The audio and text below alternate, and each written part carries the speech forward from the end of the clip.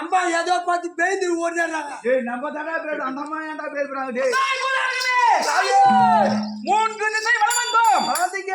நான்கு திசை வரும்போது பார்த்தாயா என்ன தாயே ஒரு நரவாடை வீசுகிறது. கால பாடுறான் மாமா பாரு நம்ம சந்தி சந்தா ஓடி